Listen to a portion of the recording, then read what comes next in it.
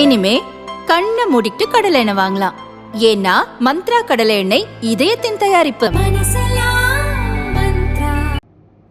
கோவையில் திமுக சார்பில் கோவை ரைசிங் என்ற பெயரில் தேர்தல் அறிக்கையை அமைச்சர் டிஆர்பி ராஜா வெளியிட்டார்.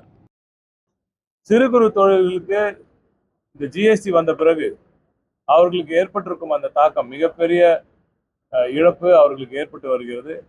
ஜிஎஸ்டியை ஒட்டுமொத்தமாக ரீவிசிட் செய்வோம் என்று உறுதியளித்திருக்கிறோம். அதை தாண்டி ஒரு சில சிறு குறு தொழில்கள், குறிப்பாக இப்போ நம்ம படித்த மாதிரி வெல்டர்ஸ், நம்ம கிரில் மேனுஃபேக்சரிங் வச்சுக்கோங்க, அவங்களுக்கு வந்து ஒரு தனி தொழில்பேட்டை. இப்போ கிரில் மேனுஃபேக்சரிங்லாம் பார்த்தீங்கன்னா கிரில் கேட்லாம் பண்ணுறவங்களாம் இங்கே கோவைக்குள்ளேயே பல இடத்துல சிறு சிறு கடைகளில் இருக்காங்க. அவங்களுக்கெல்லாம் ஒரு தனியாக ஒரு சிப்காட் மாதிரி அங்கே தனியாக சிப்கோ மாதிரி அமைத்து அங்கே அவர்களை நகர்த்துறதுக்கான வேலை.